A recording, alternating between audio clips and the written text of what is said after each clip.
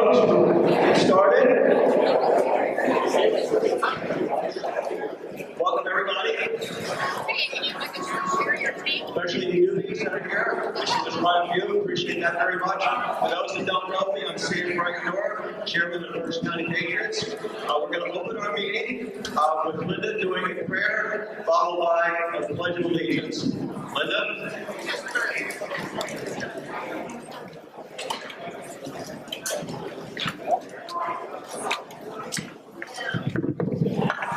So, please rise.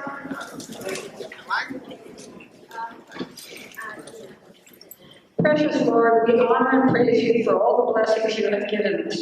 We ask for forgiveness of our sins and guidance of our steps in life's journey. Keep us faithful and worthy of your grace. Lord, we ask you to bless all those that have fought the battles of our country and those that gave all. We ask you to especially bless all these candidates that are here today and to have them keep their promises. We ask you to guide them to do what is best for our community and for our country. Please ask them to demonstrate their godly wisdom to always do what is right in your eyes. We ask that you encourage them to resist the temptations that will lead them astray from your ways. We ask your blessings upon all those present today, and especially for our newcomers, that they will find the encouragement to help make this community a better place and to help get us through these trying times. Please give strength and knowledge to the BCP board to push through all the controversy and turmoil and give us honor to be a beacon for the younger people that will follow us. You are our guiding light, Lord, and we follow you without question. We have the faith to know you are our leader. Help us to be worthy, Lord. We ask all these things in the name of Jesus Christ. Amen. Pledge allegiance to the flag of the United States of America and to the republic for which it stands, one nation under God, indivisible, with liberty and justice for all.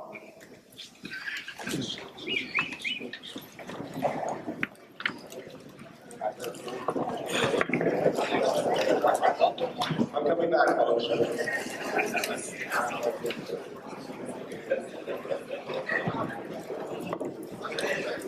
Folks, actually, we're going to change the agenda. We're going to do a raffle. Is that the 38? This is for the Smith & Wesson 38 Airway Revolver. A young lady, Marcy, said she did not buy a ticket, so she's going to grab a winner for us here tonight. Marcy, you can come up, please, and pull a ticket out of this. Hopefully the winner's here. We've got pretty good luck with the winners being at the meetings. Take one in, just one, please.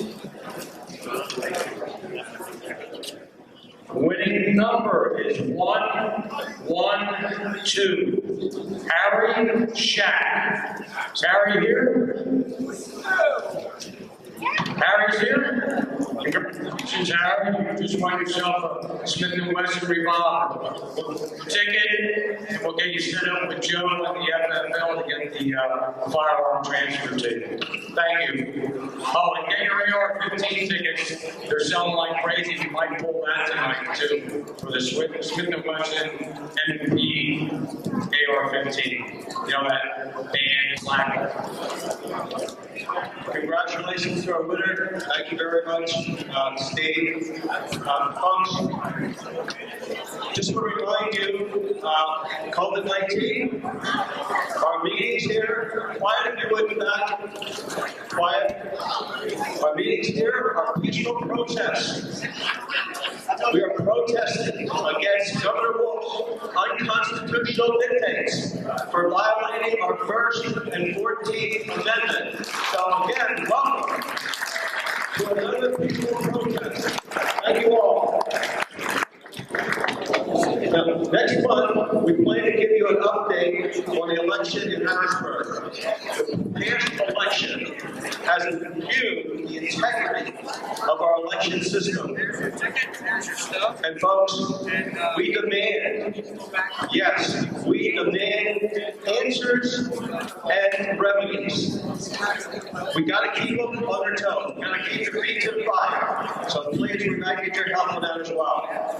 Also, speaking of keeping their feet to the fire, is our June speaker here by any chance?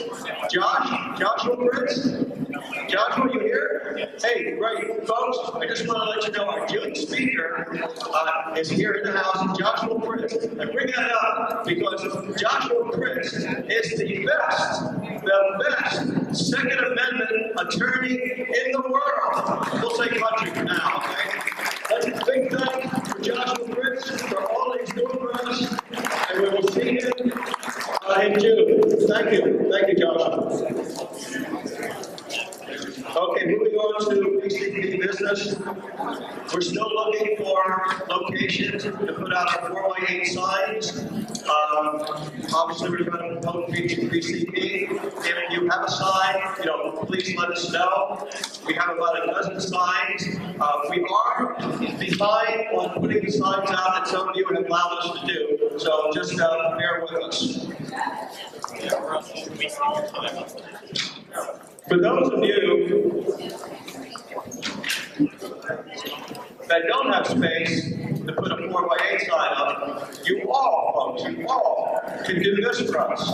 Now, we paid almost $6 for these. We're not going to get these big profit. We got these, we can get them out through First County and surrounding counties. Hey, a small donation of $2, we would be very happy. We have about 50 of these. There's no reason why we can't sell these tonight. And if you happen to have bought some signs that have our own location on it, we have decals for free. You can get in the back to cover them up. So please help us, folks. Let's get those out of the country.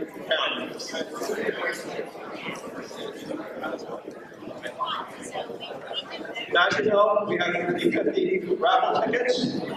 We have our gun raffle tickets. Obviously, we just had a raffle go off. We also have compliments of Realtor Christine Gordon. We have a raffle for a weekend in the Poconos. It's Friday to a Sunday, Friday noon to Sunday afternoon, whatever it might be. It sleeps 8 people, 2 beds. It's a private community. It's, I think, 4 lakes, very nice, secluded area. It's about 10 minutes from Jack Frost, if you know where it is. About a half an hour away from the casinos. When we go to the casinos, we're going to make the drawing. We're going to make the drawing next month. So please help us and buy those tickets if you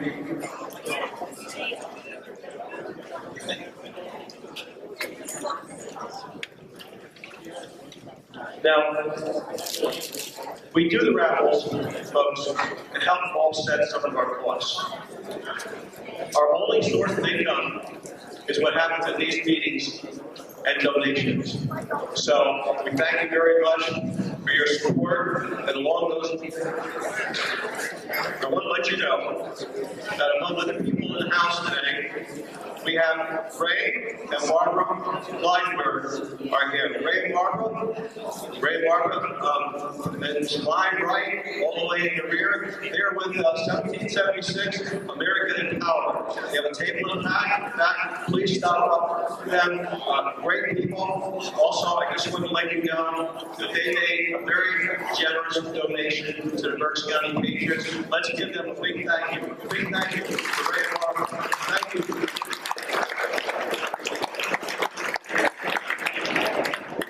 Is Chris Yerger here? Chris not here? Okay. Chris just started the Schuylkill County Free PA. Had a first meeting about a week and a half ago. Fantastic. I think he had 60 or 70 people. I just want to acknowledge him. Is there anybody else from Free PA here? York or anywhere? Anybody? Oh, is that York over there? 11? Hey, fantastic. Okay. Free PA 11. Anybody else? What are you? Louder. Schuylkill County. Okay. Also, I know we have the Lehigh Valley Tea Party here. And Joe, I'm not sure anybody else here. Lehigh Valley Tea Party. We also have the Dean, what's your group? Pennsylvania Liberty Alliance. We have those here as well. Any other groups I might have missed? Well, we welcome all of you. Thank you all.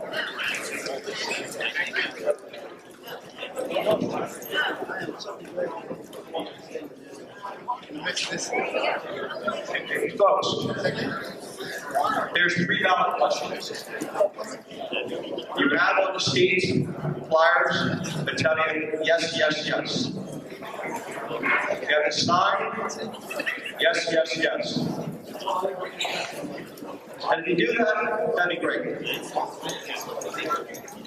Personally, myself, only, I'm saying this for myself, I agree with yes, yes. The first 2, absolutely. The third one, I'm voting no. I'm not telling you to vote no. I'm just telling you that's what I'm going to do. You might want to give that some more research. I just don't think the Constitution of Pennsylvania should be changed. Yes would be fine, but yes, yes, no, I think would be better for us. Okay, next, Steve, you're going to play a video shortly. Okay, next, Steve is going to play a short video. Then Rod Miller, our legislative chair, is going to take over the program, and I'm going to be out of here. Oh, by the way, Rod Miller was a founding father.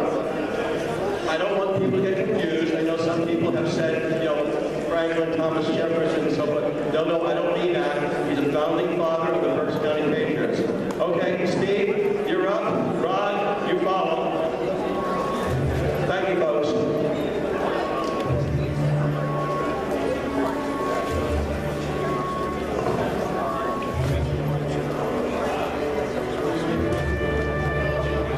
Come and immerse yourself in the history of our founding.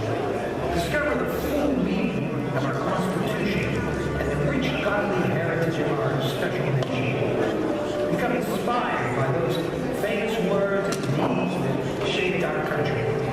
Meet the very icons of freedom. The Constitution and Godly Heritage Discovery Center is not only a resource for you, but a place to learn the magnitude of our nation's connection to God. Our Constitution is the greatest and longest living in history. It provides the framework to ensure that laws are not made in the personal interest of lawmakers, but for the benefit of all the people. Through displays of our Declaration of Independence, Constitution, Bill of Rights, and those founders that helped create them, you will gain a deeper understanding of what makes America the greatest nation in history. Other displays will highlight key public figures and moments in history critical to enhancing our foundational structure. Giants like Washington, Franklin, Adams, and Madison, as well as events from the key battles of the Revolution to the Gettysburg Address, will help enhance the experience. Our citizens are starved for truth. There has never been a greater need for parents and children to learn of our great past. Homeschools, passports, civic groups, the public are all welcome. Discover the source of the American dream. Meet the heroes that risked it all for liberty and knowledge. Come explore our history. Visit the Constitution and Godly Heritage Discovery Center today.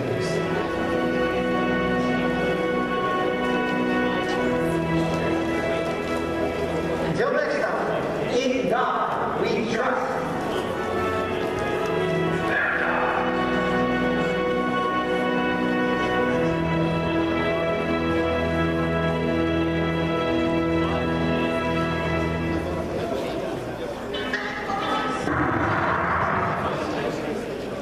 Okay. Good evening, Patriots. Welcome to another candidate night. This one, of course, is the primary. In October, we'll have another one, depending on who survives tonight's contest. We'll have another one in October for the survivors of the general election. So, having said that, a little bit off script, you saw that video of the Constitution. If we don't adhere to the Constitution, we really have nothing. We depend on the Constitution to guide us through the legislative process and the courts. And I bring that out for one reason. Next year at the same time, we'll have the candidates here for the legislature. House and Senate of Pennsylvania. They take it up to uphold the Constitution and are expected to honor that oath. With that in mind, there's an issue now with the Pennsylvania pension fund for elected officials, legislators. The pension fund is $70 million in the hole. And Representative McGinnis, he points that out in a radio broadcast, that if something isn't done, we're in big trouble for $70 million, and that's just for owners. That got to continue. But the question is, should we be on the hook for $70 million, or is the pension system that's bankrupt constitutional? I read from our Pennsylvania Constitution, Article 2, Section 8, which reads, the members of the General Assembly shall receive salary and mileage for regular and special sessions as shall be fixed by law, and no other compensation whatever. Pensions comes under the, and what other compensation? There's no reason, based on the Constitution, that we should be $70 million in the hole in addition to paying all the money to candidates or elected officials that retire. I'm speaking strictly of the legislature and the Senate. Has nothing to do with public employees, the PSERs, if you will. So, why am I saying this? A fellow by the name of Stella challenged this in the Pennsylvania Supreme Court. And they upheld that pensions were considered constitutional. For the life of me, I don't know how they arrived at that being a constitutional acceptable law. So I suggest to you folks, knowing that part of the Constitution, you can Google it, call your representative, call any representative, and ask them if they're in the pension system. If they say they are, ask them how do they justify it. If they say they're not, thank them for honoring their oath in the Constitution. I'm curious to know what kind of responses you'll get. Feed me back next month, or email me, or email First County Patriots. I'm curious to see how all these politicians seem to be perfectly acceptable to accept a pension which is not in accordance with the Constitution. That's off script, but it's a hang-up I have for years. I've been working with this for years, and I can't seem to make many people change their minds. Now, there are several who came to me and said, I'm not in the system. And I thank them for that, but there's others I don't have time to reach, but maybe you folks will. Okay, enough on that. As far as tonight goes, we have candidates for 4 offices. We have candidates for the county treasurer, candidates for the coroner, candidates for the Court of Common Pleas in Berks County, and candidates for the Pennsylvania Supreme Court. All those I gave you in the sequence that come up before the podium and accept their seat up here for their portion of the program. So, having said that, what I will do now is I will introduce Gardecki, who will handle the first part of our program with the candidates for county of Untitled. I have that right? The clip. I'm sorry. Wayne Lesher will go first for the treasurer. I've been playing with our agenda all day today. I got it right on paper. I just got it wrong here. So, Wayne Lesher. We have 4 people on our candidate, or on our legislative committee, and all of us have some part to play tonight. So, Wayne will take the first guy.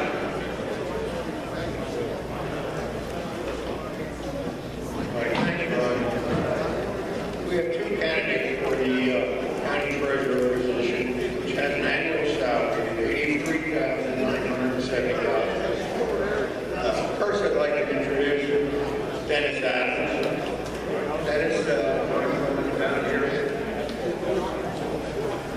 Dennis is a Republican, finishing his second term as county treasurer and is seeking his third term. He is a certified public accountant and a certified management accountant. Dennis. Our second candidate, Jack. You want to look your way down here? Jack Gomba. He's the challenger. He's also a Republican. And he's from West Reading and is currently serving as the West Reading Borough Council President. As Council President, he has cut $500,000 from the proposed budget, along with increased investment in essential services like police, fire, and public works. So, Jack.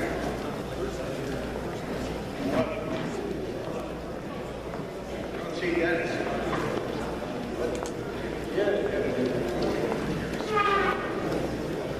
While we're waiting for the candidates to come up, I overlooked something here. J.D. Apollo is our incumbent authority, and he is here this evening. So, J.D., wherever you are, back there.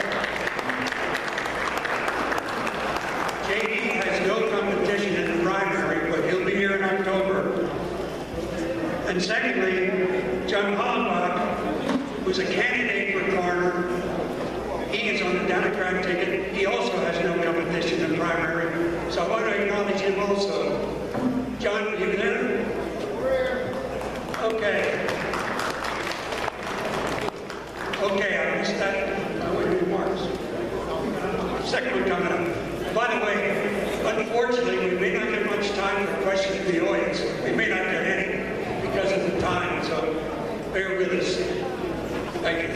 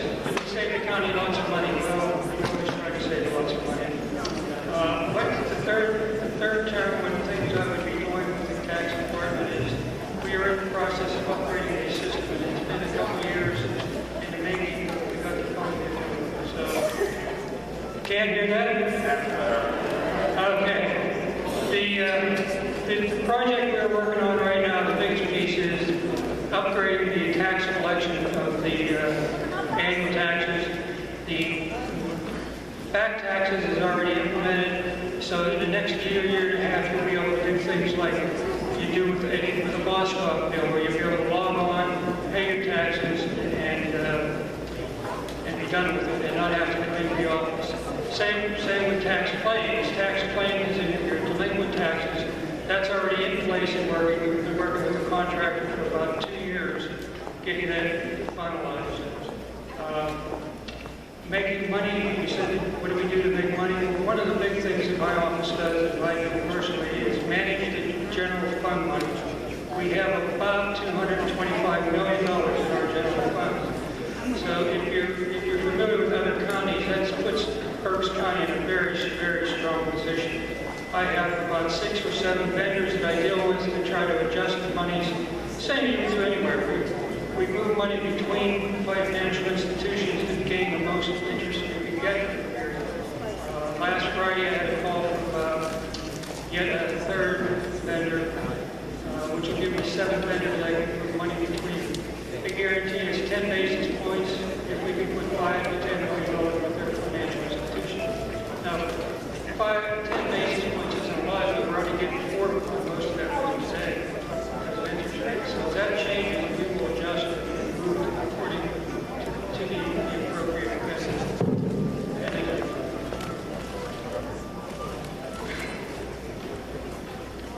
So that's what we're doing to try to get as much revenues as we can. Over the last 7-8 years that I've been there, we've probably turned $10 to $12 million in additional interest payments being made. On the pension program, which is a very large pension program for the counties, we're setting at about 104% vested pension. We have about $560 million in our pension fund, and that is controlled by the pension board, of which I sit on the board. And we make recommendations of how to invest that money in the best possible. Right now we have a firm called SCI as an investment firm, and that's always subject to change as well. But that's a managed fund, much different from the general.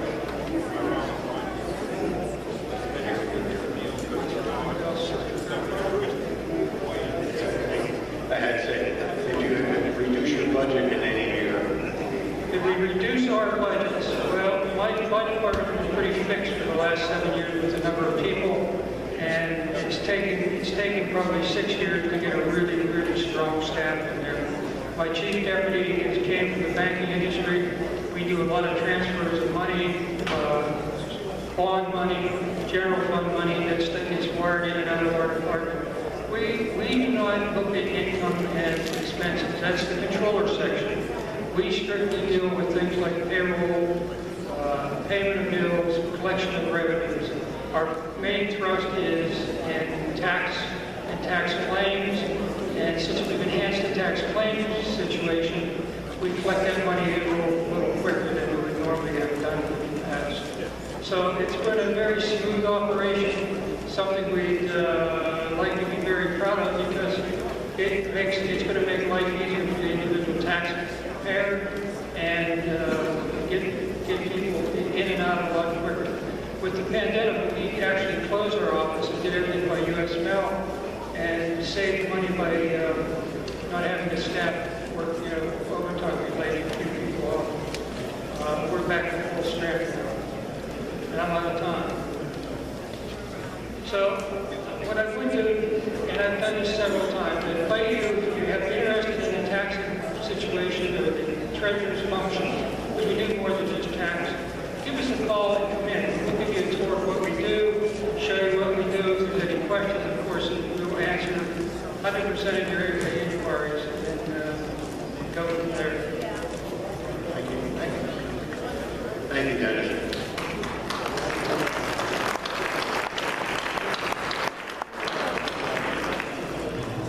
Now, Chad, if you were to get into office, what would your priorities be?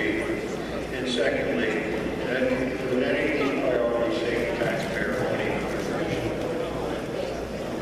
So, first off, good evening, everybody. I am so excited to be here with like-minded, strong conservatives that believe that government is here to serve the taxpayers.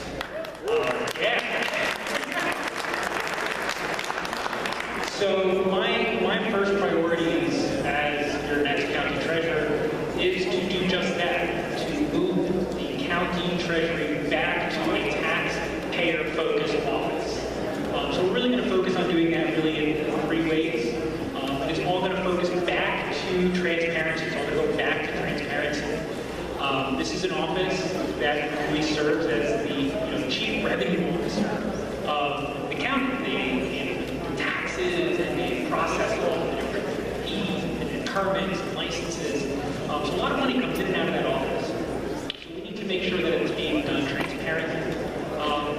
office also serves as a fiduciary, an elected fiduciary of public money.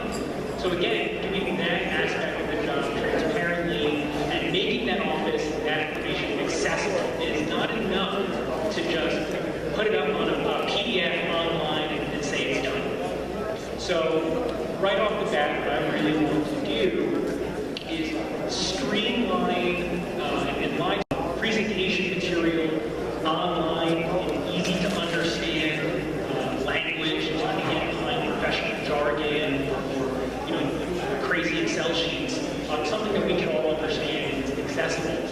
And then finally, I also want to put the transcripts of those meetings online. I want you to know who said what. I think that's critically important for holding me and every other elected official on that board accountable. Too much, you see this happening at every level where they hide behind the minutes and brief summaries and executive this and that. That's not acceptable. We need to hold government to a higher standard of accountability. The bare minimum just doesn't cut it. I also want to publish quarterly report cards. This office works with a lot of our financial partners. We need to clearly articulate and explain how are we judging their success? What are the benchmarks for success? Are they meeting those benchmarks? Why aren't they meeting those benchmarks? And more importantly, what do we do when they fail? They also need to be held accountable. The banks work for me, I work for you. That's how this relationship works. So it's doing that type of work and bringing that type of mentality to the office to fundamentally change how the office operates. And you see it across the board in states that follow these steps. Transparency leads to innovation, it leads to better management of funds, budgeting, management of assets, and just better ideas so people all know what's going on, not just a select few in the office. The second part was, do you see any of your priorities saving county taxpayers' money as far as reducing the budget? Yeah, so that's a little bit more complicated. We have to actually go in there and start finding places to save. When I ran for council in West Reading, I was prompted to run because the borough is in financial mess. And it was the first thing I became council president. We sat down and came up with an action plan to save the taxpayers' money. And that resulted in cutting $500,000 from proposed budgets in under 2 years.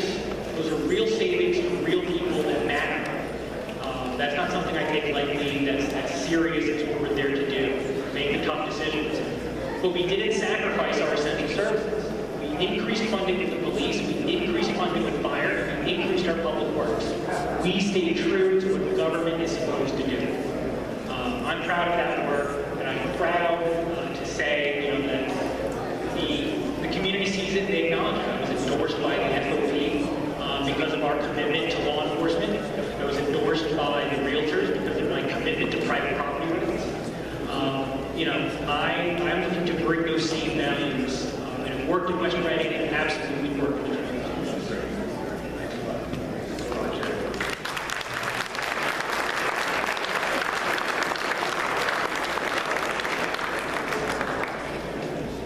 Now we're just going to poll the audience. They're going to do this with all the candidates. Just raise your hand. First for Dennis. If you're leaning towards voting for Dennis, you can raise your hand. Okay. And if you're leaning towards voting for Jack, please raise your hand.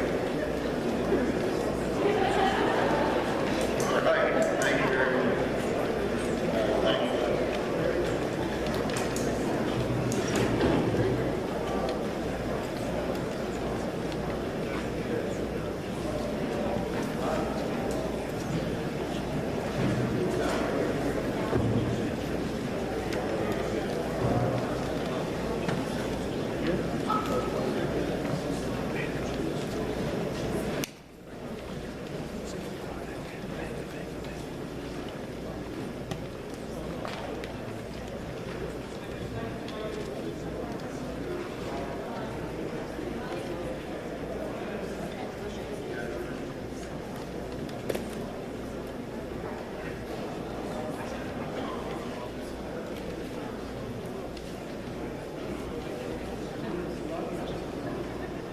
Excuse me, I sit back and try to be polite, but you're being hornswoggled. That's about a third of the truth. But a lot of the information he talked about, his budget, benchmarks and so on, they have nothing to do with the treasurer's function. One thing Jack needs to do is come down and learn what the treasurer actually does and was responsible for funds in and out of the business. You're not getting the truth. I don't like to do this, but it's your money and my money. There's one person in this state that has a undergraduate degree in economics, a master's in business, a certified management accountant, a certified public accountant, and is totally qualified to do the job. And that isn't Jackie, it's me. I've done it for 8 years. I know what I'm talking about, and the information you're being fed is not the truth that you really want to hear. So I'm sorry to interrupt, but I just can't sit back and get another fat bite.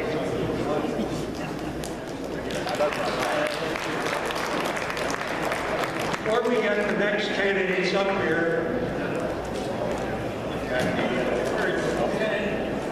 First off, I just got to say, 1 minute. I am disappointed that my opponent did that. We agreed to these rules beforehand. We respect the Patriots and what they try to do to educate. This office, in its capacity, as I said, as a fiduciary, has a responsibility to handle these funds transparently. And you see these things happening across the country. So let's see, I'm just looking through here. Index investing, the rise. Markets growing need for clarity.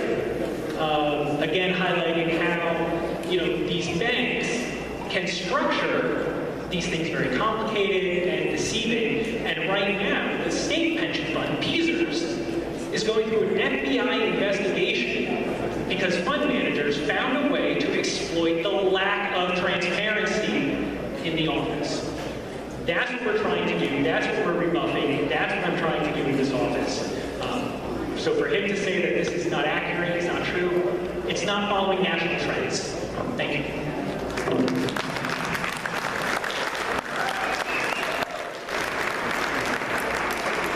okay. We didn't plan on a 1 minute vote of funds, but we got a minute.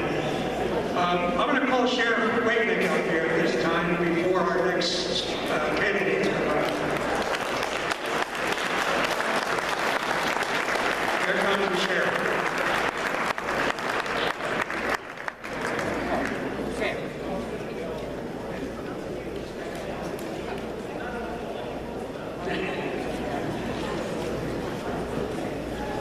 Sheriff has a few remarks to make concerning gun confiscation and the likes. Thank you. Caught me right in the middle of the evening hot dog. First of all, I just want to say that for the last 4 years I was wrong because I was walking around saying that there will never be a better salesman for firearms and for ammunition than former President Barack Obama. I was wrong. Biden came along. And it is amazing. The Pennsylvania State Police have completed over 425,000 record checks for people buying a firearm or for people getting licensed to carry. That's a record. That was the first quarter of this year. And it's not stopping. It's not slowing down. Just a couple of things I just want to talk about real quick. Anyone who has a license to carry firearm, with an expiration date of March 22nd of last year, it has been extended several times. Your permit is still good until June 30th. For anyone in here who would like to apply for a permit or to renew their permit, they can do so now on our smartphone app. It's usually taking us around 3 to 5 days to turn it around. Just download our app, complete the process, and you'll get notified then to come and pick it up. In Pennsylvania, once you're approved, you do have to go into the site to get your picture taken, your signature, so you do have to come visit us. The process takes, once you're approved, less than 5 minutes. You can either go to the airport or to the courthouse. But I'm here tonight to talk to you about, as your sheriff, myself and the sheriff's office will not enforce any presidential executive orders that violate the Constitution of the United States or the Constitution of the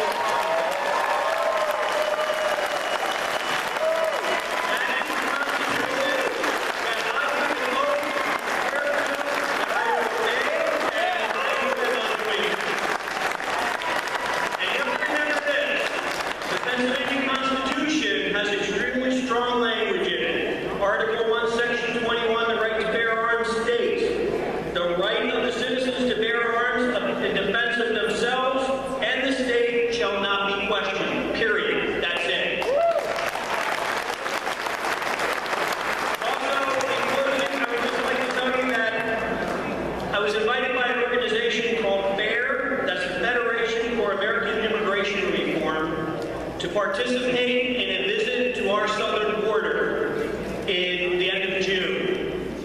I, along with several other 100 sheriffs, will be there. We're going to get a tour of the border and the lack of the controls that are going on there. And then afterwards, we're going to be holding a press conference. So far, I'm the only sheriff who has been invited from Pennsylvania. I'm sure others will be, but it was an honor to me that they thought of me to have me come down to the border. I promise you I will come back and give you a complete report of what's going on in the border. I'd just like to finish up by saying I'd like to thank the Patriots for putting this event together, because it's really important that we ask the questions of our elected officials so we can get answers, and don't be afraid to put them on the spot. And remember this, my good friend Jim Troutman back there has always said that when you're electing a judge in the Court of Common Pleas, it's not just a 10-year term. It's basically a lifetime appointment. Because there's only a handful of judges who have ever lost retention in the Commonwealth of Pennsylvania. So take it seriously. Ask them the questions, hold their feet to the fire, and make sure they stand accountable to you. Thank you very much.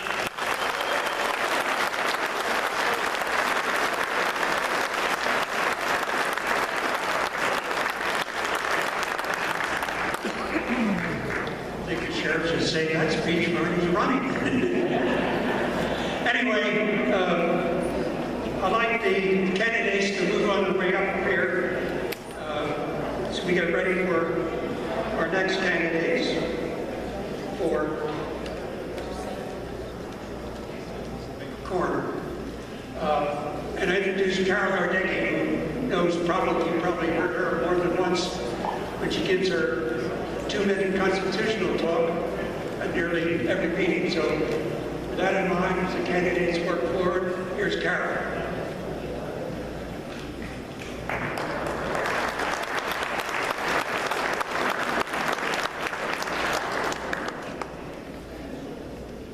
Okay, will the candidates please come up here? That would be John Fielding, James Wilson, and Ronald Peters.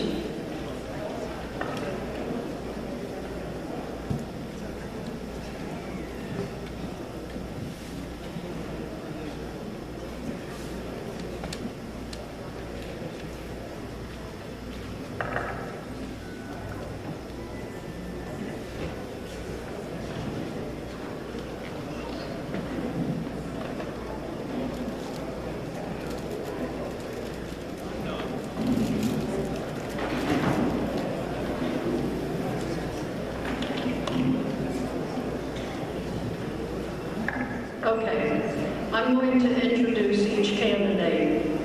I'm going to give them 4 minutes to talk about themselves or whatever they want to tell you. And after we've heard from all of them, I may have a question for them. So, first I'm going to start with John Fielding. John Fielding is a Republican from Mount Penn. He is a private practice attorney. He has also served on the Antietam School Board and Mount Penn Borough Council. So, John, would you like to talk to us? Thank you. My name is John Fielding. I'm running for coroner. I'm a U.S. Navy veteran. I have served my community both in the Antietam School Board and the Mount Pleasant Borough Council. The Office of Coroner... Excuse me. Oops, sorry. Quiet in the back, please. Quiet in the back. Thank you. The Office of Coroner is primarily a service and administrative position. It is not the same thing as being a deputy coroner. The deputy coroners carry the burden of doing most of the investigations in the field. This is not to say that the coroner can't be on scene, but he manages the office and he makes sure that the office is working smoothly to create a result, and that is to determine the cause and manner of death. I have served as president of the Exeter Township Lions. I am the post commander of Exeter Township American Legion Post 934. I have served on the board of Mercy Community Crisis Pregnancy Center. I have taught at RAC for 8 years. I have also been president of the Antietam Valley Lions Club. So, in terms of service, it's a question of serving the community, and that's what the coroner's office does. Part of the problem with the campaign is that we're all running against a gentleman that seems to think that service means hiring his buddies that he drinks with. Now, that is not a chief qualification for being a deputy coroner. The chief qualification for being a deputy coroner would be some investigative experience in some area. Mr. Wilson here is a former police officer. Mr. Peters down here, he's an ex-EMT. He's also worked for the office. I've managed in a contract security firm, and I managed, believe it or not, in a pest control firm. And then, as my friends say, I made a lateral career move and I became a lawyer. And I've been a lawyer for 28 years. But the key thing about the coroner's office is it determines the cause and manner of death by evaluating from a number of different sources. You have to be able to read medical reports. You have to be able to read autopsies. I have read autopsies. I've read all the evidence and come together and made decisions. That is what the Office of Coroner does. It's the job of the deputy coroner is to gather the evidence. As a forensic pathologist, there's nobody in the office who's a doctor. There's nobody in the office who's a forensic pathologist. Autopsies are carried out at Reading Hospital. So the job of the coroner is to gather all that evidence and to make a decision on cause and manner of death. But I will say, concerning the current coroner, Mr. Hollenbach has been stopped several times for drinking, for driving under the influence, and he just got off serving ARD for doing that. And I say, the coroner is supposed to determine the cause of death. He's not supposed to be the cause of death. Thank you.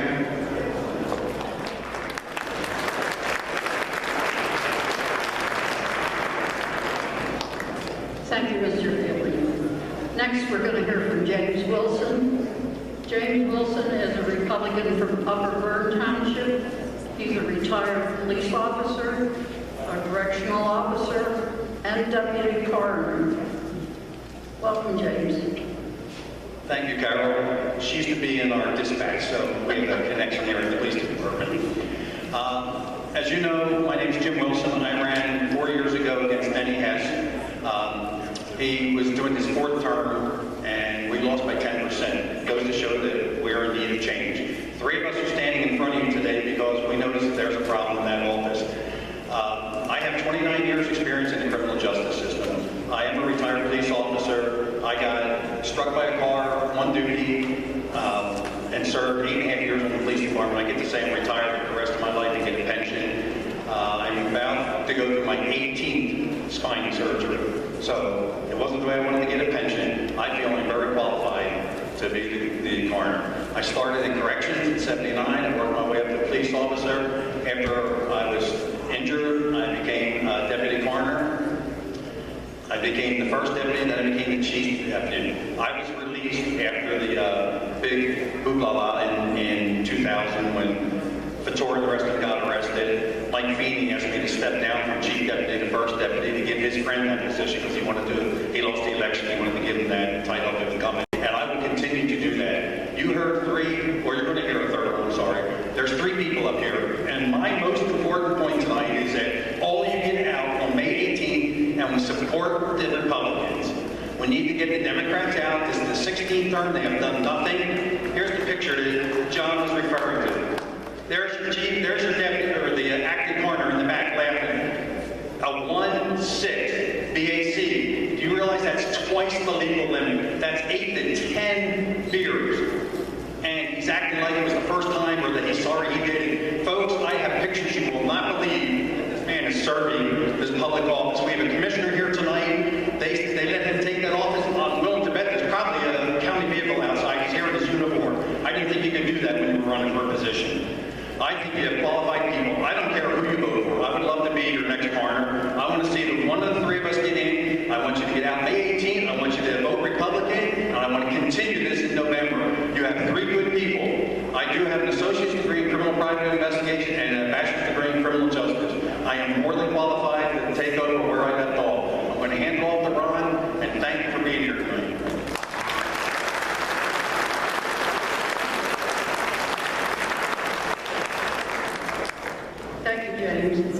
The next speaker will be Ronald Peters. Ronald Peters is a Republican from Hamburg. He was a deputy coroner for 18 years and an emergency medical technician for 20 years, serving with Northern Works and Hamburg Emergency Medical Services. Welcome, Ronald. Thank you. Thank the Patriots for having us here tonight, and thank everybody for coming out tonight. Again, my name is Ronald Peters. I live here in Hamburg. I'm 63 years old. I'm married, and we have 3 wonderful children, 4 wonderful grandchildren. I've been a county employee for 33 years, and 19 of those years I served as deputy coroner in the coroner's office. So I have 19 years experience. My people here running against me, they're good men. They're from law enforcement, attorney. I have the 19 years experience, and I also have, like Carol mentioned, I've been an EMT, a paramedic assistant. Now I bring that up because the office investigates all deaths in Berks County. So about 85 to 90% are medical deaths. So with that, I believe having some sort of medical background is very important. You know, we go out and investigate all kinds of calls, accidents, homicides, suicides, anything suspicious, car accidents, fires, you name it. Now, Mr. Fielding brought up about the deputy coroners do that work. Yes, that's true, they do that work. But the coroner is not just an administrative office. It's got to be a hands-on office, too. The coroner's got to know what the deputies are doing and go out there and help them when needed. The previous coroner, when I was in office, I could probably count on one hand how many calls he was on.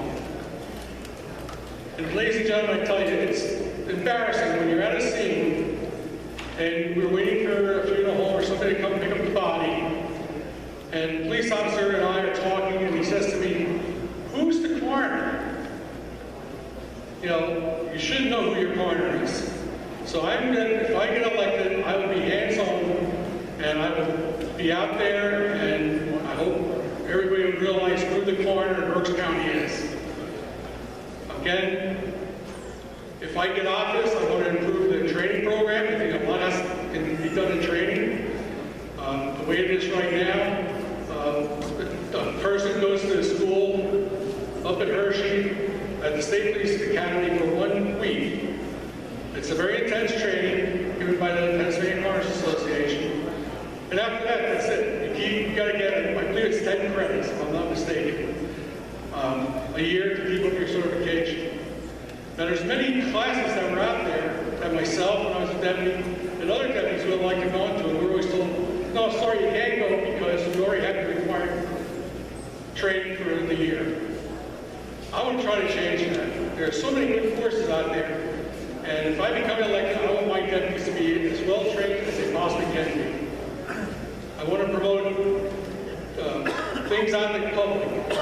Right now, the coroner's office has a program where some of the schools in May for the prom and graduation do malpractice accidents and fatality, along with the fire departments and stuff. And I spoke to many students up here at Hamburg already, where they do it, and they thought it was a very good program. There's only a handful of schools and fire departments that do it. I want to try to get the majority of schools in Berks County to do that. I'm going to review the budget when I get in. I want to try to be fiscally sound.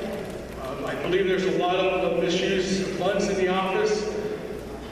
One being the coroner drives a big Chevy Yukon truck.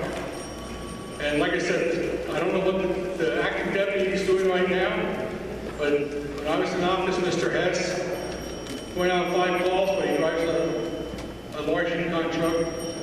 So I don't think the coroner needs a vehicle like that. But that bell means your time's up. Thank you. Okay.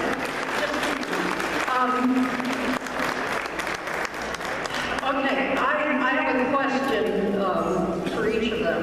Mr. Fielding, considering your legal background, how does that separate you from the other 2 candidates?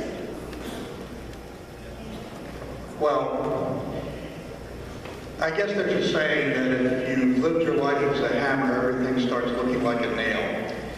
And if you spent your time as a police investigator, then the office of the coroner looks an awful lot like a forensic investigator's office.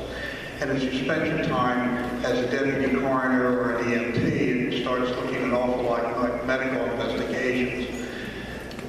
Background enables me to take evidence from a variety of sources.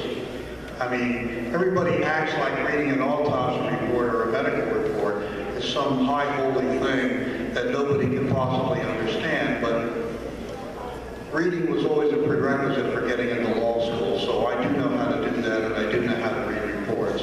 And I do know how to evaluate evidence, because in trying cases, I get a packet from the police that's called a discovery packet. And in there is all the evidence they intend to bring against my client, which includes autopsy reports, medical reports, as well as all the other evidence. So I've been used to evaluating evidence for 28 years, and that's what makes me distinct from the other 2. Okay, John. Mr. Wilson, you have a lot of experience as a police officer, correctional officer, and a deputy coroner. How does this qualify you to handle this office? I've seen it from the bottom up to the top because I've done all of that. I think that coming in with fresh eyes, which we need to do, 16 years for the same group is too long for anybody. We were all talking before about term limits, and that's probably something that's really good. We've run into this problem too many times. So coming in with a new idea and changing the policies a little bit, Rod had some good ideas, John has some good ideas, and I think if we take a culmination of all 3 of us, you're going to have a better office. I know that my experience in there, that there was a lot of stress. Man, we're being flagged already. But I'm bringing the dog in as a comfort dog for the staff because I think they need some kind of help having a bad day, and that's on me. That's my car, my dog, my gas, everything. I'm not asking anything from the county. I know we're going to do fiscal responsibility. We want to bring back the internship program, and we also want to start hitting the younger school kids at middle age to help with mental health issues. Okay, I'm flagged. Next person. Thank you.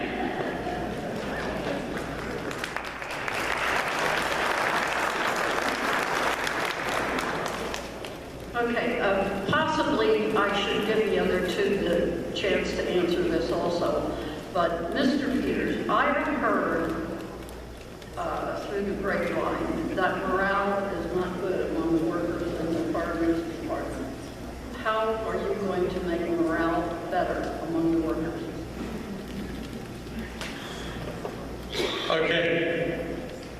Morale's not real great, I don't think, and I'm going to try to be friendly, I want my staff to be friendly. I'm going to try to work together with the staff and make sure that they're a happy staff. I'm going to try to make sure that things aren't happening in the office that will cause problems or cause this instead. Because if Debbie's not happy and they go out, if there's something wrong and they go out and they're not happy, that could show in their face or show when they go out in the field. And I don't want that to happen. I'm going to do my best to have a friendly office, have an open door. People can come talk to me anytime if there's some kind of problem or issue that they might be having, and we'll try to work it out. I'm not going to be sending out emails nitpicking about things, and I'm not going to be reprimanding people if they need to be reprimanded in front of everybody else. We'll be called in the office, and we'll sit down and discuss it like adults. And that's what my plan is to do. Okay, thank you. I'm going to poll the audience. If you had a vote tonight, how many of you would favor, show of hands, Mr. Fielding over there in the end? Many would favor Mr. Fielding. Okay, how about Mr. Wilson? And how about Mr. Peters? Okay, thank you. Okay, Rod, it's your turn.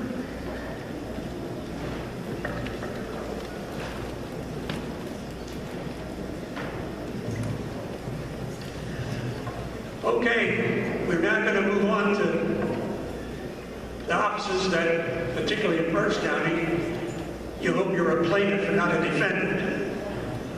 But I'm going to introduce I'm going to introduce William, and he will take it from there, from finishing with the Berks County force. He'll move right into the U.S. Pennsylvania Supreme Court. So, Wayne, you got the mic. Good evening, everybody.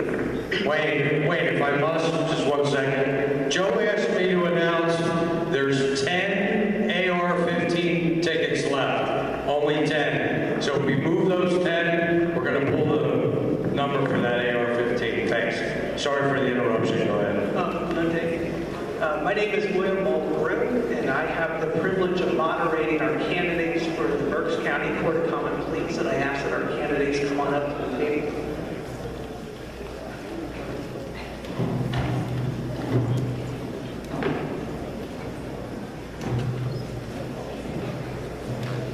Under Article 5 of the Pennsylvania Constitution, the Court of Common Pleas has unlimited original jurisdiction unless the legislature, by statute, would assign subject matter to some other court.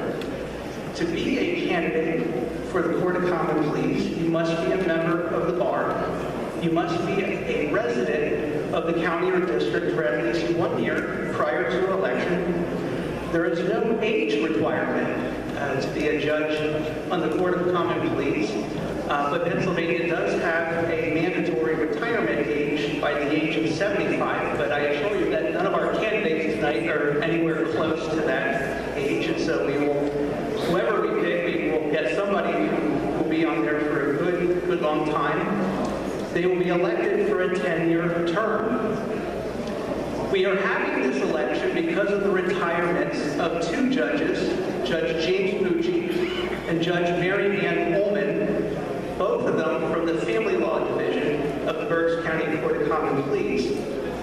The president judge has authority to make assignments, so it's not conclusive that whoever we elect in November will necessarily be in the Family Law Division. Theoretically, somebody else who's already on the court could be assigned there, and whoever we elect gets placed in any of the other divisions, the civil division, the criminal division, the orphans court division, which handles estates despite the name. And who we elect in November will be elected to a 10-year term. After 10 years, the candidate will stand for a nonpartisan retention election in which, when we go into vote, the ballot will say retain so-and-so, yes or no. To my right, we have five candidates who are running for of them are joining us tonight. All candidates, all 4 who are standing up here tonight, have cross-filed in the primaries for both political parties. So they are running in the Republican primary and they are running in the Democratic primary as well, which is permissible under Pennsylvania law. And I wouldn't hold it against them because if you were running, you do the same thing too. To my right is Tina Boyd. Tina is a resident of Oley Township. She is a registered Republican, and she is with the firm of Boyd and Carter. To the right of her is Mr. James Gabby, a resident of Spring Township, a registered Republican, and with the firm of Misano Bradley. Next to him is Osmer Demi, a resident of Muhlenberg Township, a registered Democrat, and he is a solo practitioner. And next to him is Mr. Kurt Geisthauser, a resident of Exeter Township, a registered Republican, and with the firm of Demetrio Geisthauser, PC. I am going to give 6 minutes to each candidate. When you go to the primary on May 18th, you will have 2 votes. 2 votes, folks. When all the candidates are done, we're going to poll the audience to see who you're leaning towards. Obviously, you still have time to make up your mind, but remember that you have 2 votes, which means that you can raise your hand twice tonight as far as who you're leaning towards. For each candidate, and I mean, you can sit down if you'd like. We can either use the mic there, or you can come up and use the podium. Yeah, I'd like you to want to use the podium as well. When each candidate speaks, we request that you address the following. Who are you? What have you done in your career as an attorney? Why should we vote for you? And besides any other issue that you'd like to talk about, and the sheriff mentioned our Second Amendment rights, tell us your philosophy on the importance of fathers in the lives of their children.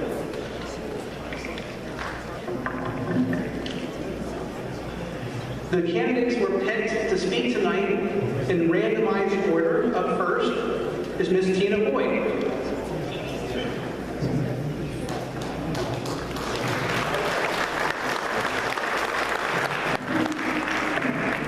Good evening, fellow Patriots. As I was introduced, my name is Tina Boyd. I'm running for Court of Common Pleas. So I get the question quite often, why am I running for judge? And it's kind of a loaded question, but I believe there's 2 reasons that are important as to why I believe I'm a good candidate for this position. The first reason is that I have integrity for this position. And when you say integrity, that's a very broad word, and sometimes you hear that term a lot within different campaign structures. But to me, integrity means honesty, ethics, doing the right thing for the right reasons, and being a good moral person and having common sense values. Those characteristics I have, and I believe they would carry very well on the bench if I were elected to this position. The second important reason why I believe I'm a good candidate is I have the experience that is required to make important decisions that would affect every single one of you sitting in this audience. And I say that because what I do and what I've done for the last 24 years of my law career has been in the family court division.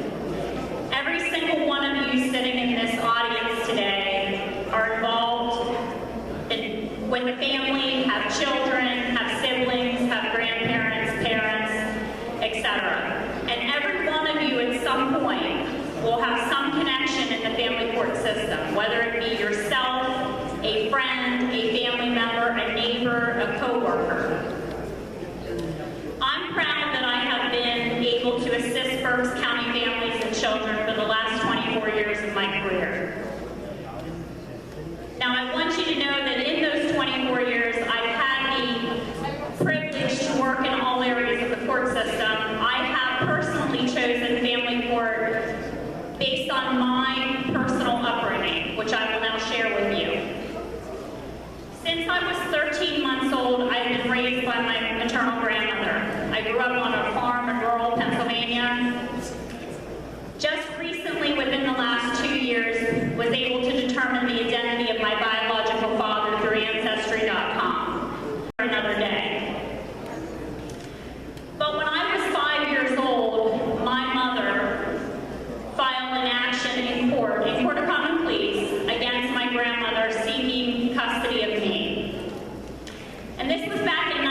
1975, and I was a young child who, at that point, there was not a procedure called in-camera proceedings, which is what we have today, that takes the children outside of the court setting so they're not testifying in front of parents or in front of other parties.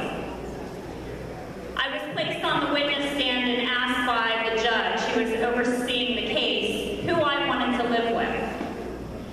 And I can vividly remember that day as if it was yesterday, with my mother and my grandmother both staring at me and me being scared of what was going to happen if I told the truth to the judge of what I wanted to do. It's been since I've been an adult that I've realized the importance that judges make on the bench, and the decisions that they make affect everyday families and everyday people. It's very important that you get judges to understand that people go through hard times, people make mistakes, but you must be compassionate to the people that are appearing before you. With that being said, we also have the obligation to follow the application of the law, which I take the oath that I will do that. When the law is not black and white, that's where my skill set comes into play. When the law is gray, judges have discretion to make decisions based on the facts and the evidence that's being presented before them. The majority of family court is not black and white. What the best interest of a child is the standard in a custody case, along with 16 other factors that are very discretionary in the eyes of the judge. As a family court attorney, I have a certain skill set that I believe the other candidates do not possess. And those skill sets are creative problem solving that fits into different family structures. Not every family is the same. The second skill is intuition and the ability to read people's body language and understand people's psychology. A lot of people come into court and they want to paint a really good picture that they're a great person, but you find very quickly when you learn and let them talk a little bit that that's not always the case. And the third thing I've learned is the empathy and compassion. You never want to get personally involved in your client's cases or as a judge personally involved in a case, but you can have an objective perspective at the same time having empathy for the people that are appearing before you. We had a Safe Works forum recently, and we were asked, we had a forum with our bar association, and we were asked what we would like our legacy to be. I would like my legacy to be that I applied the law, I treated people fair and impartially that appeared in my courtroom, and I had compassion and concern for the cases that I decided. I would want people to know that I feel that I did a good job and that I really cared about the citizens of Berks County and took my job seriously. I'm asking for your support on May 18th, and I thank you for your time this evening.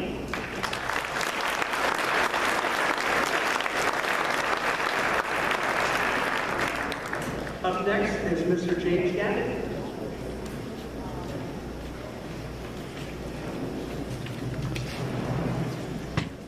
So Neil Gorsuch of the United States Supreme Court has said this: in our legal order, it is for the legislature and not the courts to write the law. It is the role of the judges to apply, not to alter, the work of the people's representatives. My name is Jamie, and I am running for judge of the Court of Common Pleas of Berks County because I believe integrity of the nature that Judge Gorsuch speaks of, and experience matters. The gentleman that introduced us this evening, he pointed out what the jurisdiction of the Court of Common Pleas is. It is all matters unless they've been specifically accepted. All matters, not some, not a couple, not the ones you necessarily like. An appellate jurisdiction from certain governmental agencies and local agencies.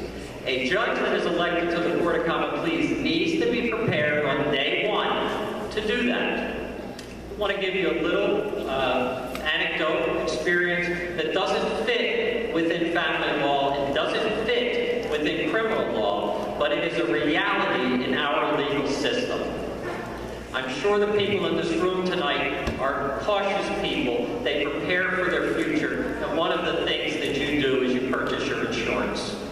Last year, I was asked to represent a woman that she and her husband did the exact same thing that you did. Unfortunately, her husband got sick. Terribly ill with cancer. It was very aggressive, and he was dying. And as he and his wife were talking, he told his wife, "It's okay. You'll be fine. We have insurance." Sadly, he passed away. And when he passed away, she applied to get those insurance benefits, and the insurance company denied those benefits. She needed a lawyer, and I was assigned to represent her, and we filed a lawsuit against the insurance company to get those benefits. Well, that insurance company fought like you won't believe to keep their money. They made a federal case out of it. They moved it up to the federal courts. Nonetheless, we beat them. We got every single penny that she was owed, and we worked it in such a way that she did not have to pay a single legal fee. That's the type of experience that I have that I am bringing to the court. I have extensive experience. I've worked at the Berks County District Attorney's Office for years, for 8.5 years. I've prosecuted all sorts of crimes. I've handled extensive appellate work. I've appealed in the Commonwealth Court, the Superior Court, the Pennsylvania Supreme Court. As a matter of fact, I am probably the only person who has appeared before the Kenneth Robson back tonight, who is running for Supreme Court. And I can tell you, listen to him carefully if he gets to speak tonight. He is one of the finest judges I've ever appeared in front of. During the course of my career, one of the proudest things I've done is I have represented the police. And in the context of representing police, I've represented them in collective bargaining, in pensions, in health care. But the most profound thing I've done is that if a police officer is involved in a line of duty shooting, I am called out to represent that officer. And why is that? Because in today's world, if a police officer is involved in a shooting, doing his job, he becomes the subject of a criminal investigation and needs a lawyer. And that's my job. And I can tell you, on February 19th of this year, I did that. I had to go up to Catasauqua in Lehigh County to represent 3 officers.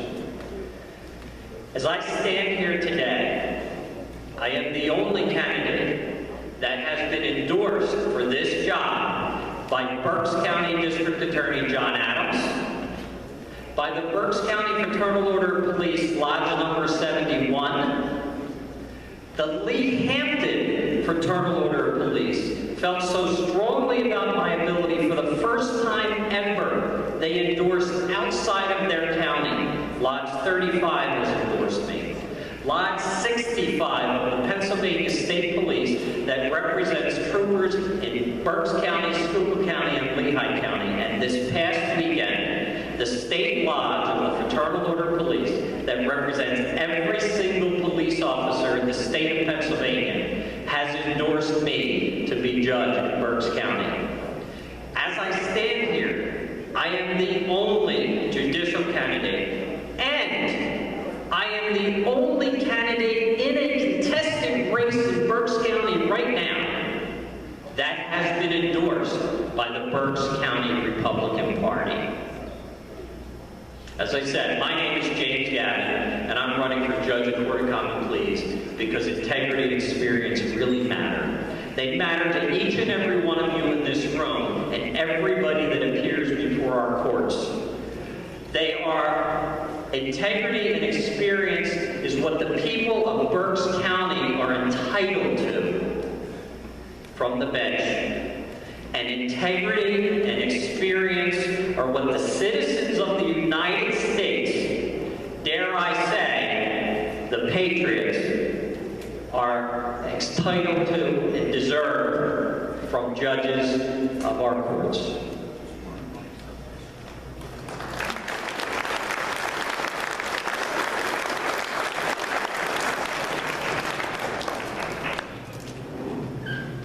Up next is Mr. Osmer Debbie.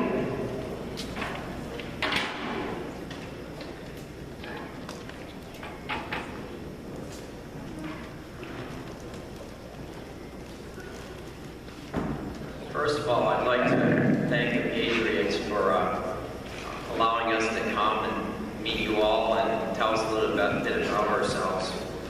I think we were supposed to discuss our background, so I'm going to tell you that every member of my family, every ancestor of mine going back to the Revolutionary War has fought for this country.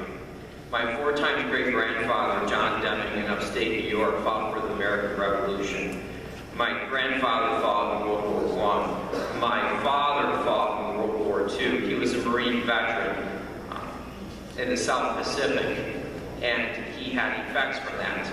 I'm the first person in the family not to go into the military because my father told me not to. He wanted me to go to college and law school, and I listened to him.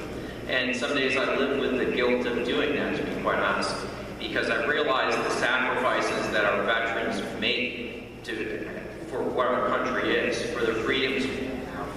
And I recognize that. I recognize that not just because of the fact that my father was a veteran, but because of his PTSD that my sister and I experienced.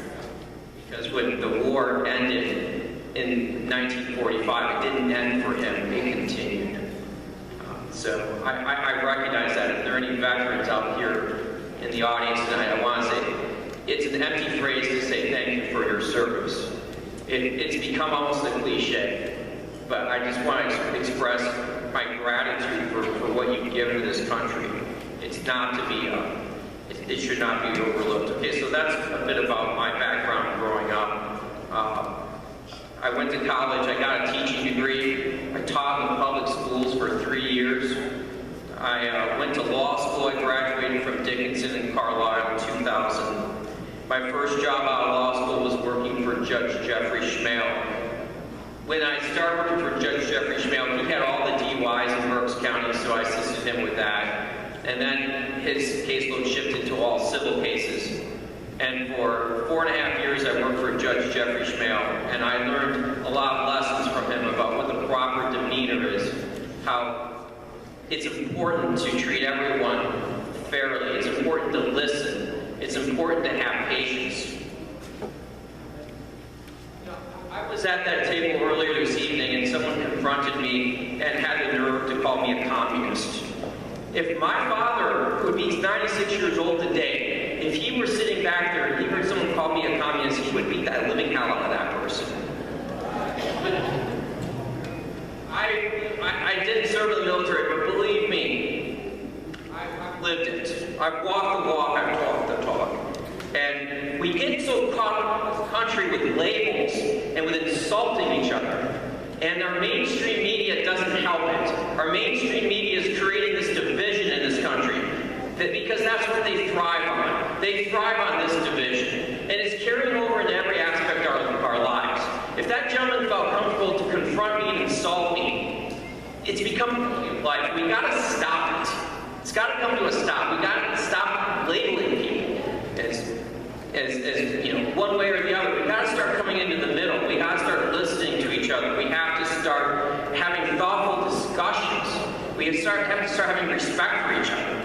And I'm saying that because that's what you're going to get when you elect me. You're going to get someone that listens to both sides.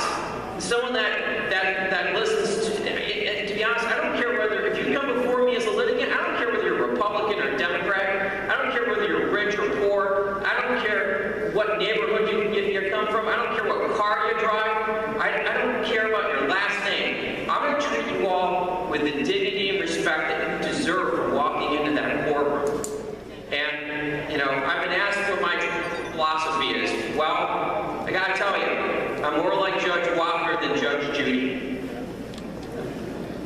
I don't believe in insulting people and telling it like it is and telling them how brilliant I am and being sarcastic.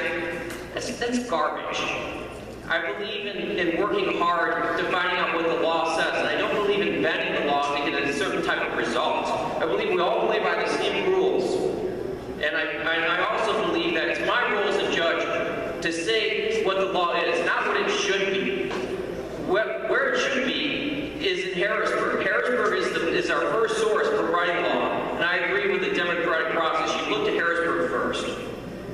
And then, if it's unclear, then you bring your compassion and your common sense and your life experience to the bench, and you try to decide what's fair in this particular case. The law's not always clear, so what's the fair thing to do? So that's where I'm going to bring my entire background into it, to try to look at both sides and say, because I got to tell you something, you don't learn what's fair in law school. You learn what's fair when you're in the third grade on the playground. That's where you learn what's fair. You know, everyone in this audience here, you might not know law school, but you have a basic understanding of what fair is. You learned it a long time ago. So, that's all I got to say. Again, I thank the Patriots for giving me this opportunity to get to know you, and I invite you to come and ask me questions at that table when we're done speaking. Thank you.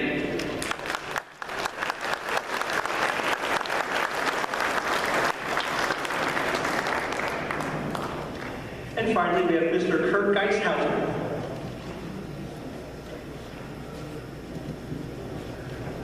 Good evening. My name is Kurt Geisthauser. I'm 51 years old. I've been married to my wife Elaine for 27 years. We have 6 children together. I've been a lawyer for 25 years. I've practiced extensively in 20 different counties all over the state. I've practiced in every level of court in Pennsylvania. That would be the district justices, the Court of Common Pleas, the Commonwealth Court, the Superior Court, the Pennsylvania Supreme Court. I've been in the federal district courts, and I was admitted to the U.S. Supreme Court in 2019. To put it bluntly, I have the experience that you need to be a judge. I have the education, I have a bachelor's degree in accounting, I have a Juris Doctorate from Dickinson School of Law, and I attended Villanova Law School at night at my first job studying taxation. But I think you should know a little bit more about my pedigree.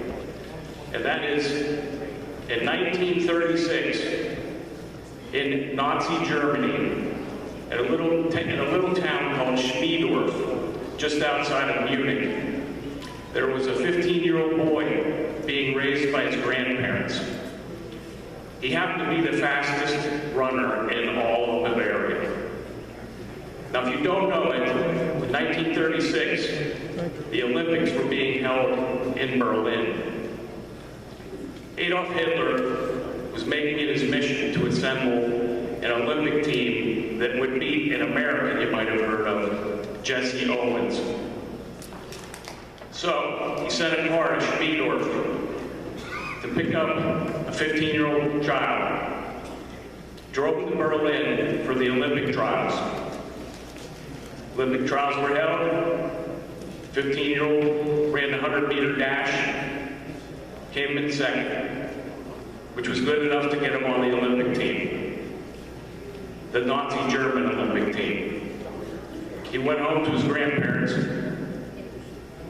They took every penny they had, gave it to him, and he rode his bicycle 488 miles to Bremen, Germany, where he boarded a boat and sought passage to the United States, to Ellis Island. He was a 15-year-old boy, spoke no English, didn't know a soul in the United States. He got off at Ellis Island. He found work in the slaughterhouses in New York City, where he worked for 2 years. Eventually, he heard of better jobs in Pennsylvania, at the Pennsylvania Railroad. He taught himself English. He moved to Pennsylvania, worked for the Pennsylvania Railroad for 2 years. He met a good woman. He married her, started a family, and was just then drafted by the United States Army. Countrymen and Nazis. He went to Germany and was stationed there for 2 years. He served mainly as an interpreter, and he survived the ordeal. He came home and continued to raise his family, and he was my grandfather. What he had was grit. That is, he knew the right thing to do. He had the courage and perseverance to do it, and he he got it done. And I come by it honestly. And quite frankly, that's what a judge needs. I have the education, the experience, the work ethic, and the temperament to do this job. You also may want to know that I'm a lifetime NRA member, I'm a lifelong Republican, and I have, again, 6 children that I'm raising conservatively. I believe the question addressed to us was, what role should a father have in that as a parent? And I can tell you, raising children in the current political environment is very difficult. It takes a team, and my wife and I have done a pretty good job. If you didn't know, 4 of my children were in the back today. 2 of them are already in college. And the college campuses today, you cannot believe what's going on there. My one daughter just texted me last night. She was at the Bucknell University Conservative Club. There's 8,000 students at Bucknell. There were 9 people that attended the meeting. She told me one of the things they discussed was someone is circulating a petition at Yale University to dissolve the Constitution. 60% of those approached signed it. That's what we're in for, friends. And I'm raising my children to fight that. And it's not easy. Thank you.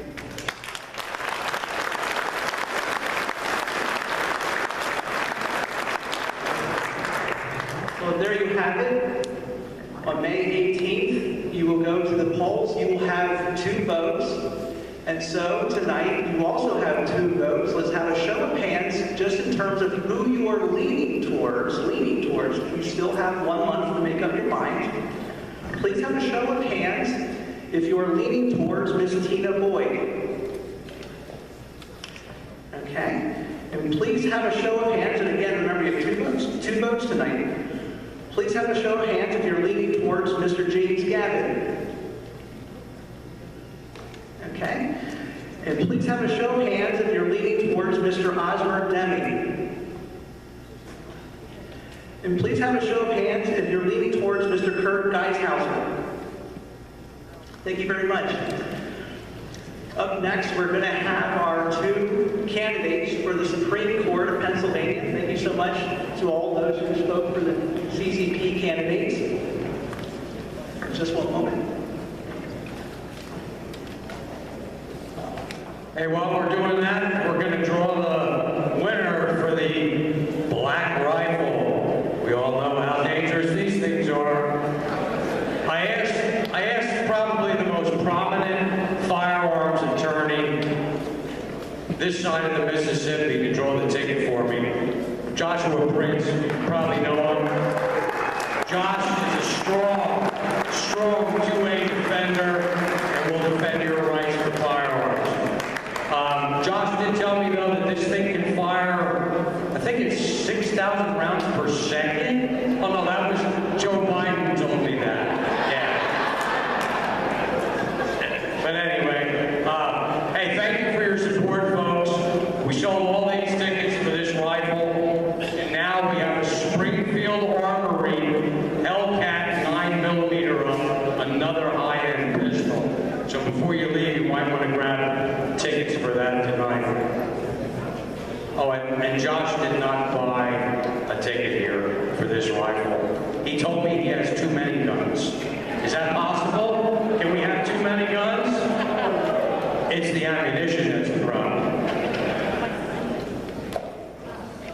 I'm actually surprised that everyone in this room doesn't already own 3 of these already, but you can never have enough.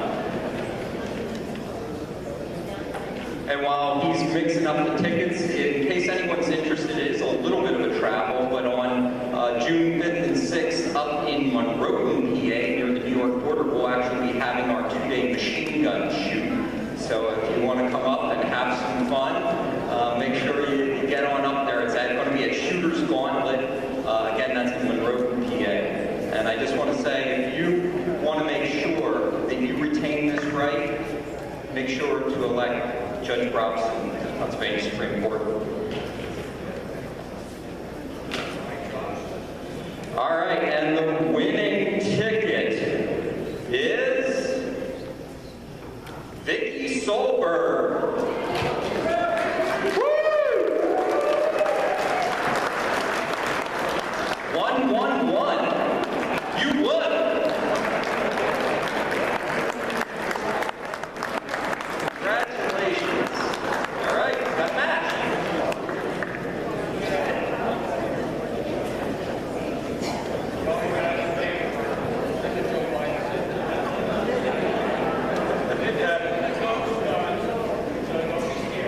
There are no things, ghost guns.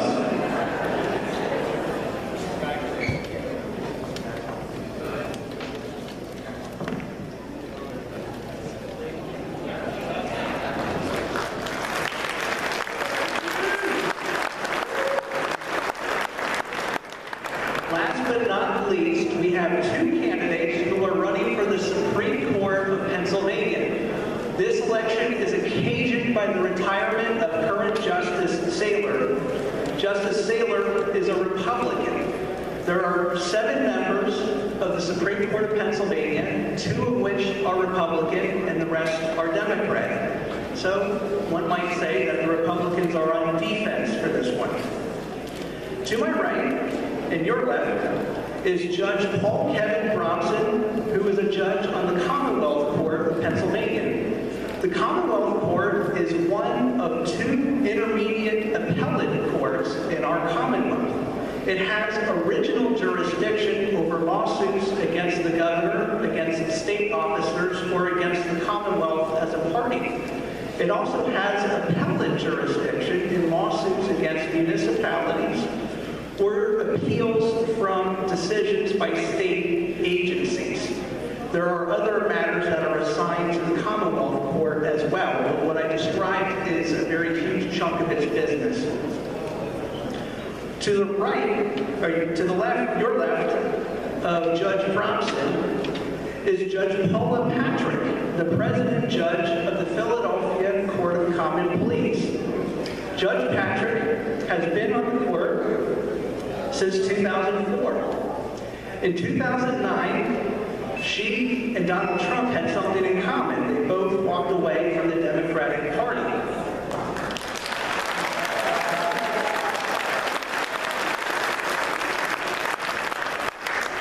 I'm going to give 7 minutes to each candidate. There will be no follow-up questions. Each candidate will describe their accomplishments, their judicial philosophy, and in particular, we are hoping to hear whether they view the Pennsylvania Constitution as a living document or do they believe in the original meaning of the Pennsylvania Constitution. Judge Robson, you are up first.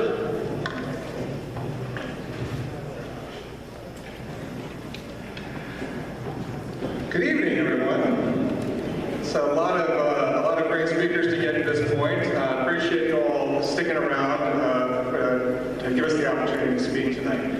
My name is Kenneth Robson. I am currently the President Judge of the Commonwealth Court of Pennsylvania. But that is my job. That's not who I am. A little bit about myself. I am the grandson of a Philadelphia City police officer, the son of a former Pennsylvania state trooper. I grew up in north central Pennsylvania in a little town called Montoursville, outside of Williamsport, Lycoming County.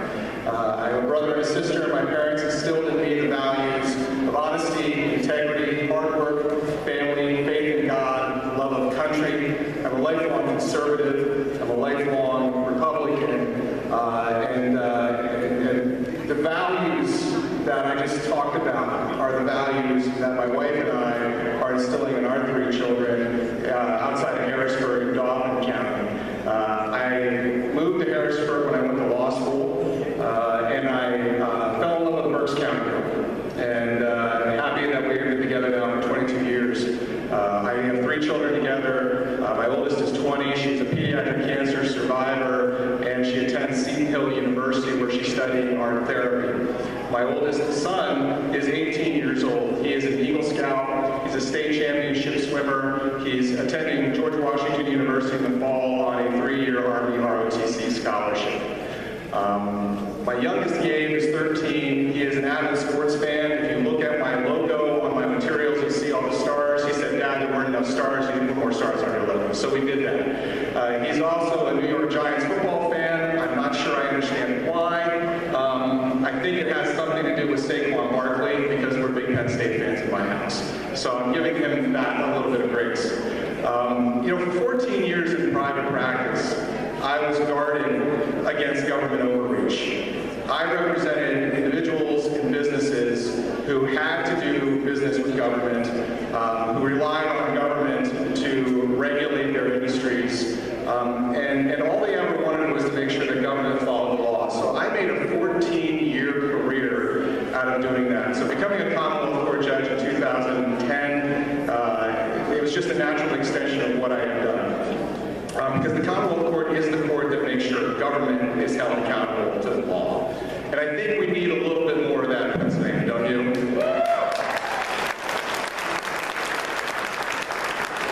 There's one seat up this year on the Supreme Court, as was mentioned, and it's critical that we win this seat. This is not, I wish I could tell you this was about changing the balance of power on the Supreme Court. It's not. This is about holding the line. I have known Chief Justice Saylor for most of my adult life. I worked on his campaign when he ran for justice. He is the conservative bulwark on that court. We are losing a tremendous conservative justice on that court. And we cannot afford to have a Supreme Court that is 6-to-1 of people, 6 that all feel the same way, that all have the same judicial philosophy, because I got into this race because too many people in Pennsylvania have lost faith in a fair and impartial judiciary. Too many people in Pennsylvania feel that politics have invaded our courts. Too many people feel that the courts are not doing their job. And our job as judges is to make sure the other branches of government don't tread on your rights. It's not our job as judges to do the work of the other branches of government. And that's what I've been doing for the past 11 years, is being your check and balance on government overreach. I did it for my clients for 14 years. I've done it for you as your statewide Commonwealth Court judge for the last 11. And I'm asking for you, for your support and the opportunity to do it for you on the Pennsylvania Supreme Court.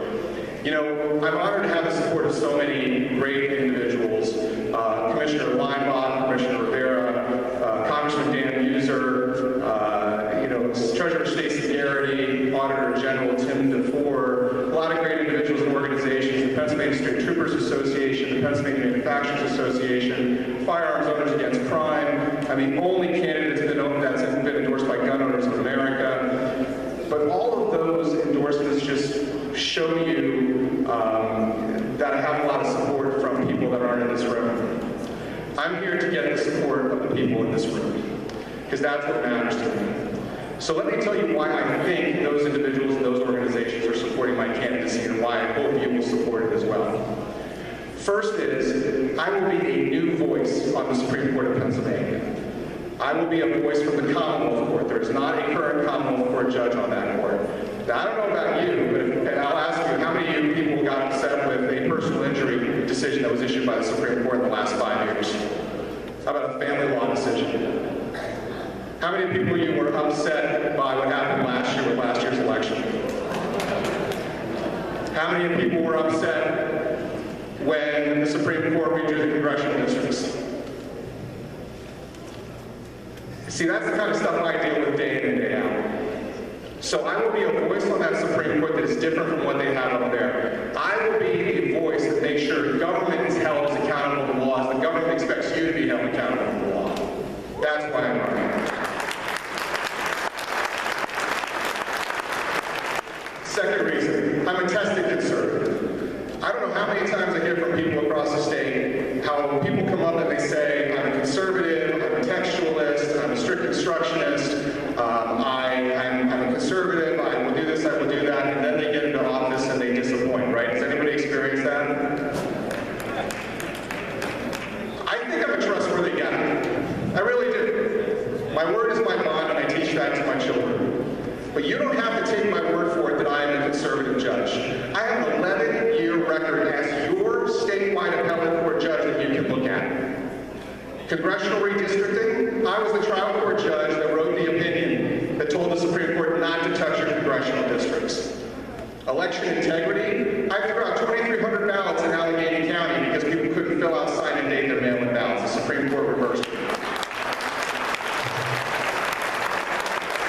Just yesterday, I reversed a common pleas court judge who had 2 people on the ballot that didn't have the required 250 signatures because of COVID, he said.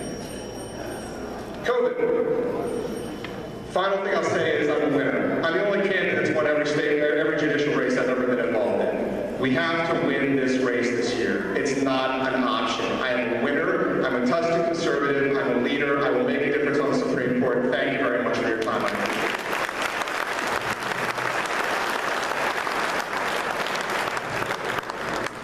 Last but not least, Judge Patrick.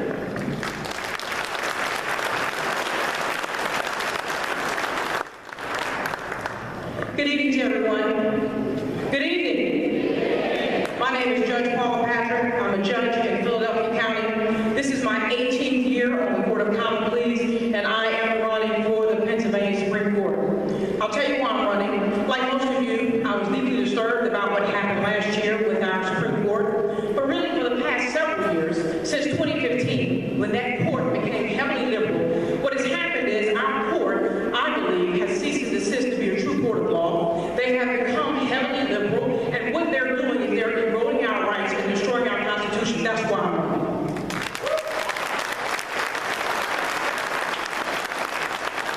I'll tell you a little bit about myself. Originally, I am from North Carolina, born and raised.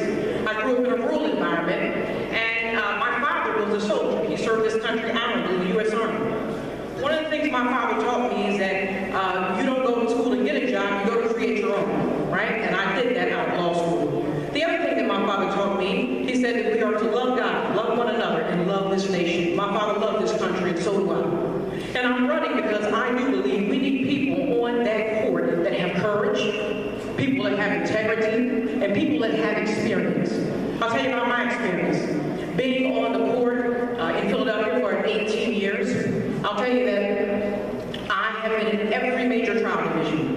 I've adjudicated more than 20,000 cases in my career. I've written more than 600 opinions to our 3 appellate courts.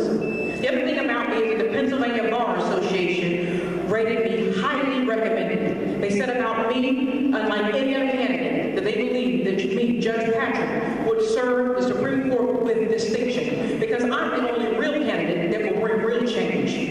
I'm not bought or sold by anybody. In Philadelphia, the most liberal jurisdiction on the planet, I'm a conservative Republican judge. And I will tell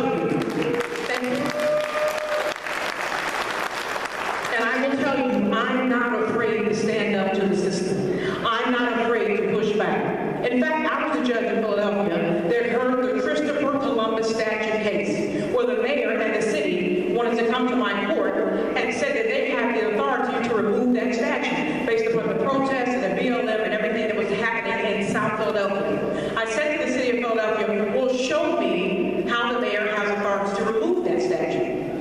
Well, they said, well, he's the chief executive of the city. Well, what does that mean? Under the law. Show me his authority to do so. Well, they said, Judge, it's an emergency down here. Riots are about to break out, violence is about to break out. He still needs the authority to do it. In fact, the opposite is true. In Philadelphia, the city's art commission is the sole authority over all artwork in Philadelphia, sculptures, statues, etc. So, of course, what did I do? I ruled against the mayor and the city of Philadelphia, and Christopher Columbus is still in South Philadelphia.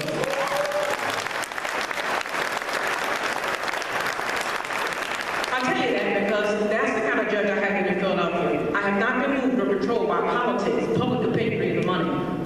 And I think that too much of that has gone on in our Supreme Court. Listen, we are in unprecedented times, and we need an unprecedented running that's been on the bench 18 years.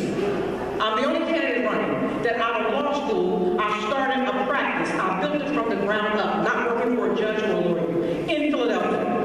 I'm the only candidate running that adjudicated more than 20,000 cases in my career and written more than 600 opinions. I am the only candidate running that can beat the Democrats in the fall, and that's what we have to do. And I'm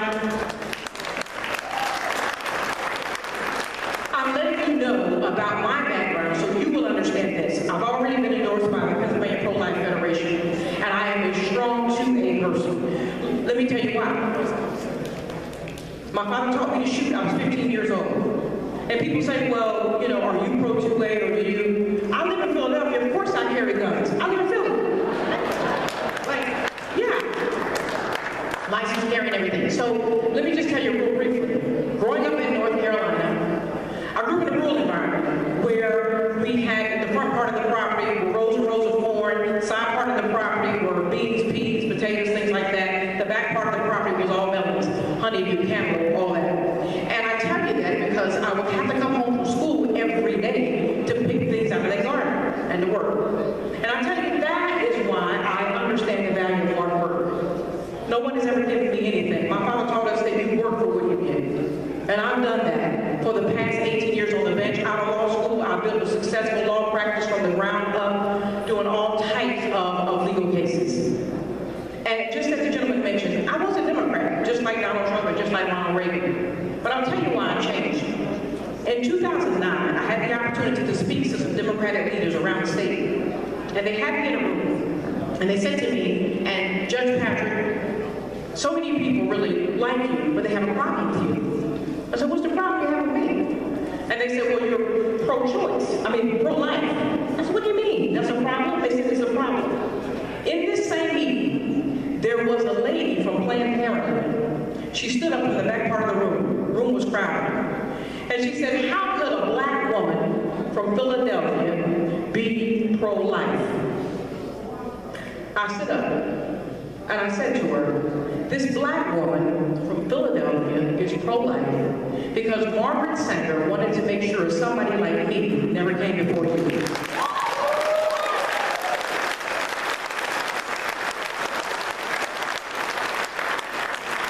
It's at that point that I decided, what do the parties believe? Being black in America, Democrat is on your birth certificate. Nobody ever tells you. So I realized, as I did research on the party platforms, my views were always more in line with the Republican Party. I was raised a conservative.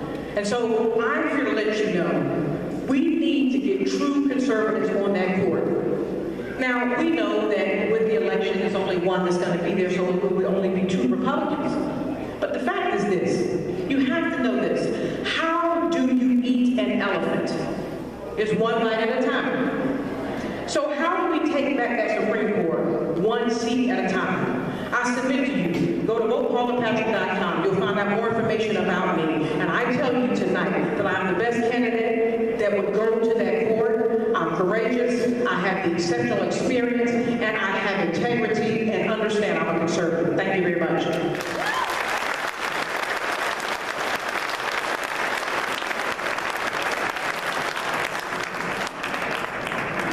Based on hearing both candidates, it kind of makes you wish that we had 2 vacancies on the Supreme Court.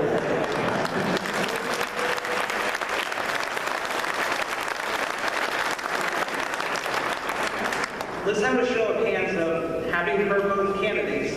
How many of you are still undecided? That's the majority. Ladies and gentlemen, you've been very patient tonight. That is all that we have for this evening. Thank you so much.